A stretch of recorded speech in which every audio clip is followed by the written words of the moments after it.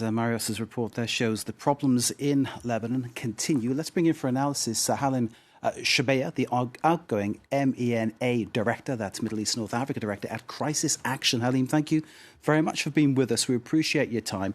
And just to sort of add more to the context, there was a report that Saad Hariri, the previous Prime Minister, was about to be reappointed to the job that he left back in October. And I'm wondering how this could even be part of the equation, Saad Hariri returning. Why could that happen? Good evening. Yeah, and just to note, I'm speaking in my capacity as a political analyst, not in my capacity as for crisis action.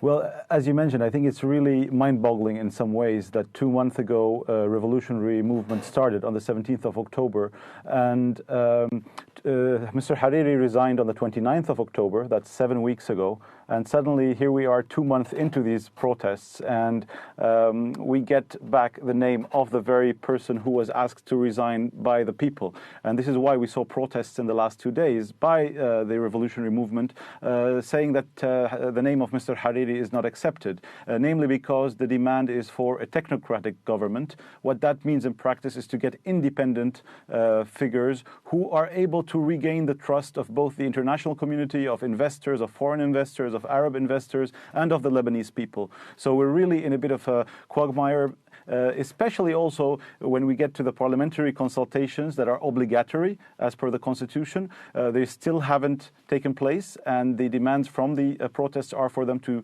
take place as soon as possible. But what we are seeing is the confusion of the political class, in the sense that they warn the people of a civil war, or they warn the people of a chaos, or they warn the people of further economic crisis, and the only solution they present is for them and for the same leaders to be recycled.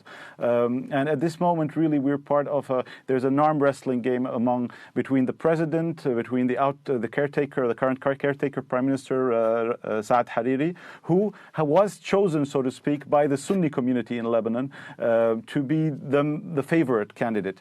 And at this moment, we're part on the level of the constitutional level, we're dealing really with an issue of constitutional legitimacy, so to speak, because in Lebanon, there is no, according to the constitution, there is no legitimacy to an authority that contradicts the pact of coexistence. So what that means is that all the communities have to be represented. And today, part of the reason that was stated behind the postponement was the fact that the two main Christian parties, the Free Patriotic Movement, the party of the president and the foreign minister Gebran Bassil, and the Lebanese forces were not going to vote for Saad Hariri. So he decided to wait, and he got a postponement of 3 days, which I don't know if we will get good news in the coming 72 hours. This quagmire that you've spoken about, though, it's hardly likely to stop the anger on the streets.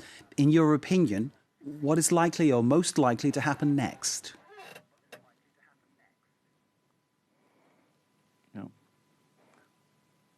I think it's extremely hard to predict anything with certainty in Lebanon, especially with what we've seen in the last 2 months. But I think there are two really schools of thought, if you'd like to put it that way.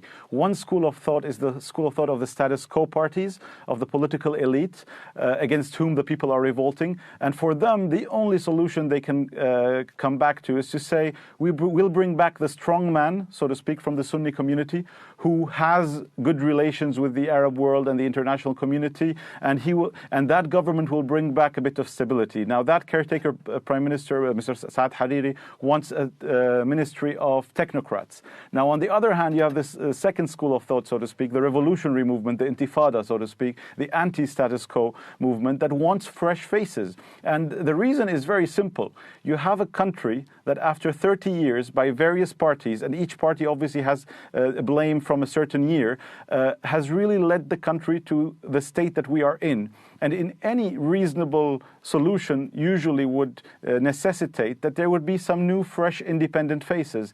And there's always that argument being presented that there are no alternatives. And I think anybody who has been to Lebanon, who knows the Lebanese people, will not buy that argument that there are no independent, competent figures who can take certain ministries, including the prime ministry. So let's say there was one name that was presented among many, the name of Mr. Nawaf Salam, for example, the previous UN ambassador the Lebanese ambassador to the UN. So he's a Sunni who can be named by Hariri if Hariri chooses to name an independent candidate, and who might get the, so to speak, the approval from the street, because he was not part of the government, he wasn't a minister before, and he has, so to speak, a clean record on that level. And that also goes to say, when we get to the ministers also, that there are some fresh faces that can come in and at least bring back a bit of trust. So in terms of what will happen next, it's really anybody's guess. But if you'd want to take the safe bet, you'd say that our Lebanese political class will repeat the same mistakes and bring back perhaps Mr. Hariri, who will try to form a government and who will be unable to form a government, and we will go into a deadlock for a very long time. If I'd want to be optimistic, I'd say Mr. Hariri will seize this and make a historic decision and say he will back an independent candidate from the Sunni community who will be accepted by both the Sunni community and the street, and who will form a government with really no faces from the previous political elite that has ruled us and that has gotten us to the state we are in now. Halim Shebaya, thank you very much indeed for that very thorough analysis of all the possibilities that lay ahead there in Lebanon. Thank you so very much for joining us here on France 24.